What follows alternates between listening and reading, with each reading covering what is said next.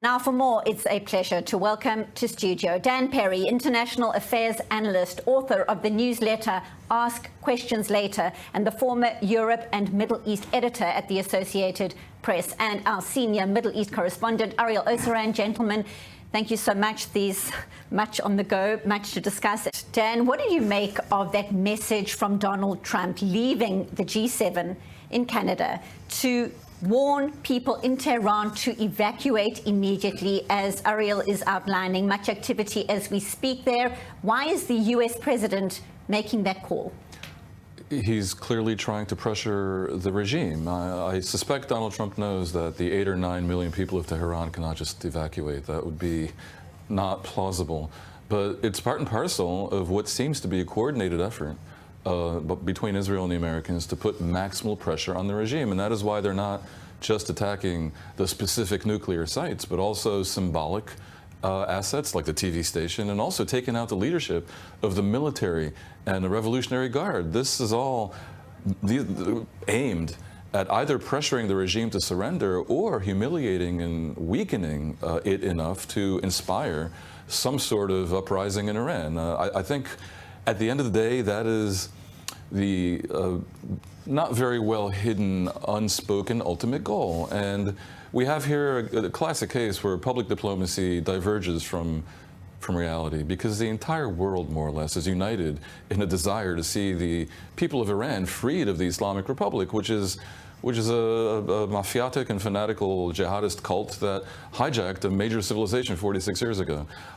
Is it realistic? I'm not so sure. That's maybe a separate discussion. But I think Trump is sensing that this is the moment to put maximal pressure on the leadership of Iran, and we don't even know to what extent Ali Khamenei is even calling the shots anymore, because there are reports that he's in a bunker and depressed and isolated and sort of sidelined. It will be very interesting to see if the U.S. ultimately is tempted to deliver the coup de grace, which might enable everyone to sort of take the win and call it a day, and that would involve an American attack with bunker busters on Fordo.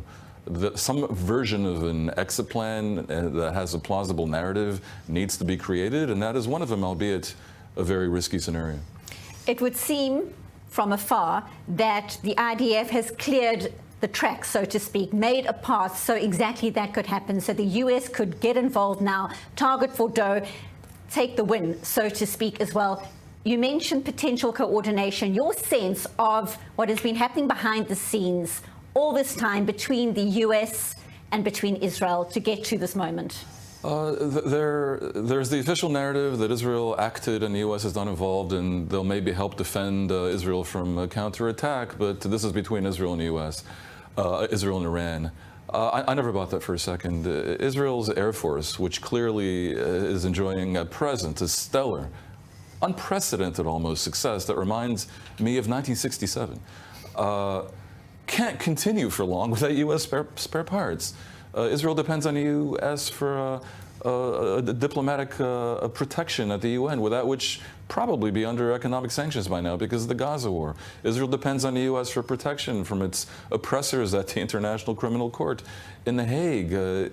Israel would never have dared to do this in a way that scuttled the planned U.S. and Iranian talks. I think the U.S. needed some kind of deniability. I would call this a case of implausible deniability. And you see that the minute that it appeared like Israel's success is as great as it is, and good Lord, right now it is, Trump put aside all pretense and began to build another narrative, which is less untrue, where he basically all but says, I ordered this, when he talks about how I gave Iran a 60-day deadline and they refused to play along. So you saw what happened on the 61st. It kind of sounds like he's saying we did this through our proxies in Israel. I think it's a case of interests converging and also a great degree of latitude that both parties enjoy, Israel and the U.S., because of the success, I think the almost unexpected success of Israel so far. Again, you don't want to be cheering from the studio and egging on a war. And of course, they need to have an exit plan and they need to be cautious at all times. But it is phenomenal when you consider that Israel controls the skies over pretty much all of Iran, is flying over Iran with impunity, striking what they want, decapitating the entire, or almost the entire, leadership of Iran's various security branches, killing all the major nuclear scientists. I mean, the degree of intelligence and multi-dimensional logistical ability that this shows is amazing. And I haven't even mentioned the great success, despite tragic loss of life in Israel on the ground. I mean, they're all but saying this is much less bad than we had thought, because Israel is apparently intercepting about 90% of the incoming missiles, and it appears gradually diminishing Iran's ability to fire missiles at all, because we see that every night they fire, or every day they fire fewer and fewer. That could be that they're trying to preserve the ability for a longer conflict, but it also could be that their ability is much degraded. There's always a measure of surprise in every popular revolt that we cannot anticipate in advance. But right now, I'm afraid that the likelihood is not that great. Again, I truly hope that I'm wrong. Very briefly, we know that Benjamin Netanyahu is saying Israel won't rule out killing the supreme leader, saying it would end the conflict. Would it? What kind of response would there be inside Iran to that potential eventuality? Very briefly, please. I think it would be a mistake. I don't think it is good to kill religious leaders because it makes them martyrs and would add an additional dimension to this war. I don't think that as a smart Israel, it would not end the conflict, by the way. Iran would not collapse if Khamenei is gone. They will probably elect an interim leader, and I don't think it is a good idea for Israel to kill senior religious leaders, even though they may not be very popular. Professor Meir Litvak, appreciate your insights at a very difficult time across the region. We wait to see how it all unfolds. Thank you, as always, for being with us on this special edition. You're most welcome. Dan Perry, your reaction right now? Well, you know, despotic regimes throughout history appear invulnerable, and, you know, they control opposition, they suppress protests and so forth until they fall apart very quickly. So I agree with skeptics who note that the Iranian regime has been so ruthless and so violent in suppressing efforts to build up some kind of popular uprising, that this may continue for some time, and that may not be the scenario. But I note that a lot of events throughout history that we romantically remember as revolutions were in fact palace coups. I can point to the Romanian anti-communist revolution of 1989, where basically moderate-wing people of the Communist Party with some security branches overthrew Ceausescu. The same thing occurred more or less during the Arab Spring, when the military overthrew Hosni Mubarak, having discovered that he's become so unpopular that it's untenable. Especially in the latter case, the military is trying to protect its economic assets, because the Egyptian military is very much, its tentacles are everywhere in senior levels of Egyptian business. The same thing applies with the Iranian Revolutionary Guards. And I think the days are over when the Iranian security leadership basically represented the jihadist fanaticism of the regime. Rather, it is a mafia scam. And it's conceivable that if they decide that the time is right and that the regime is so unpopular and their entire house of cards corruption and patronage may be about to collapse, that they bring him down. What is happening in Iran right now? How is it impacting efforts towards a ceasefire deal in Gaza, if at all? Qatar says the war between Israel and Iran is delaying some kind of breakthrough, but let's be honest, it's not like they were close to a breakthrough 6 days ago. No, I wouldn't take anything said in public by the mediators or even by politicians overly seriously right now. There are two ways to look at what's happening in Iran, two narrative vectors. One says maybe at some point you have diminishing returns and there's always a risk of a catastrophic missile strike in Israel that causes uncontrollable escalation. No one to fold them, find the optimal moment to declare victory and accept Iran's offer to return to negotiations, maybe from a vastly weakened position. The other says, wait a minute, there's been all this maybe unexpected and radical success, the ability to put more pressure on the regime to expand the scope of ambition here with basically the support not only of the Americans but the entire Western world, maybe the entire world other than Putin and Moscow. Maybe it would be premature and you should continue pressing and even stop pretending like the goal isn't to compel, like I say, the palace coup that might bring down Islamic Republic. The latter is a risky path. Now, the Gaza thing factors into the wider strategic ambition because it's bidirectional.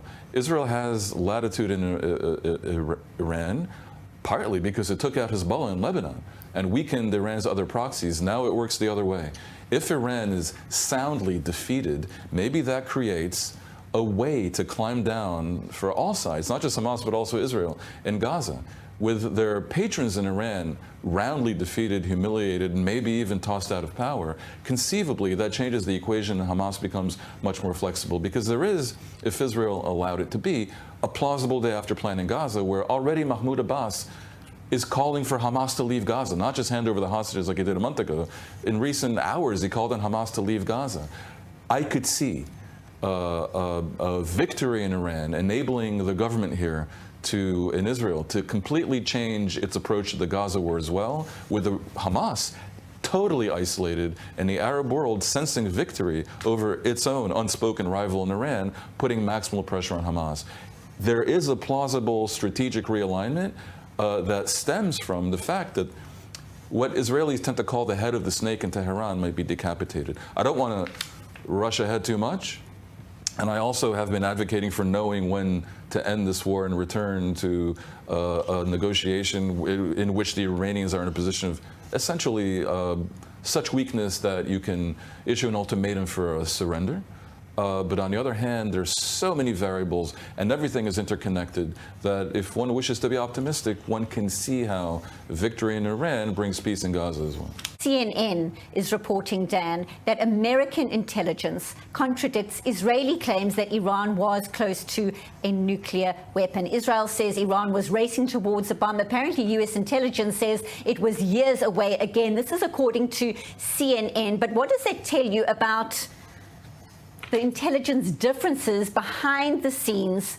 What do you read into this report? Well, the U.S. has about 20 different intelligence agencies, and the U.S. currently has a head of intelligence who's a little bit controversial, Tulsi Gabbard, who just a few months ago made a similar claim. So the U.S. is all over the place in these assessments, and of course, the relevant comparison historically is the bone-crushing failure of U.S. intelligence to correctly analyze what was going on with weapons of mass destruction in Iraq 22 years ago when the U.S. invaded. And of course, the post-war narrative there was very unflattering to U.S. intelligence. I think it's not irrelevant that you have this gap. If success in Iran continues to be as robust as we're currently seeing, perhaps no one will quibble. But if in some unfortunate scenario, the war becomes more controversial, I think the world will start to look at what exactly was Israel's pretext. And I think Israel may be wise to have its ducks in a row and to explain why it felt that this was the case, because Israeli intelligence or Israeli political declarations, because of the undermining of Israel's geopolitical standing in recent years, are not taken at face value. So, especially given that it's very clear that Israeli intelligence in Iran is amazingly capable, there would be, I think, some credibility to an Israeli intelligence assessment that is presented in a way that is transparent. Israel hasn't yet done that. I think they may have to eventually when we're writing the actual story of the war. It's not irrelevant whether or not Israel had a credible pretext. And paraphrasing whatever Tulsi Gabbard says, it may or may not matter, because at the end of the day, President Donald Trump is going to do what President Donald Trump wants I'll tell you what, if the result of this is a freeing of the 90 million people of Iran from the Islamic Republic, no one will worry too much about why the war started. Good point. This is history in the making, because it's been at least half a century since Israel's been at war with another country, but the odds have never been in Israel's favor as they are currently. It also underscores, again, how Israel's entire war doctrine is built for just this kind of scenario and not the sort of messy, asymmetric warfare against terrorist groups that has bedeviled Israel in recent decades. We see great success, apparently so far, in Iran versus the quagmire that we have in Gaza. We can even see that, I think what's happening now in Iran is closer to what Israel did in Lebanon in Beirut and Tehran. There's very similar images coming out from there, but I totally agree. Israel's capability to go after guerrilla warfare in Gaza against Hamas is not as successful as it has against these semi-military organizations in Lebanon and a proper state in Iran. Hezbollah was a state within a state. Indeed. Throughout the war, mention has been made about Iran calling it the head of the octopus. The proxies were, for the most part, decapitated. And it seems like things, according to the latest reports, are going very well for Israel. But very briefly, Dan Perry, what is victory in this historic war? What does it look like? Oh, victory is an end of the nuclear program in Iran and a complete capitulation either through the destruction of the Fordo plant and Iran's agreement to not resume enrichment, or the fall of the regime. Ariel Osseran, what does victory look like at the end of the day after this Operation Rising Lion? Well, that's a complex question because the Israeli leadership has not dictated the goals of this war properly. Very vague goals of going after Iran's ballistic missile program, delaying Iran's breakaway to a bomb capability. These are very vague, and the regime change has not been officially stated as a proper goal of the war. It has been hinted at, but I think this also makes it more challenging to point the finger as to what victory is. I think ultimately, absent of an Israeli goal, Iran lifting a white flag and returning to the negotiating table under American dictations. One more quick point. Israel's military doctrine always was quick campaigns on enemy territory with definable goals. It has forgotten that in Gaza. Let's hope that it remembers it once more in Iran. Dan Perry, Ariel Osseran, appreciate you both being here for this special edition.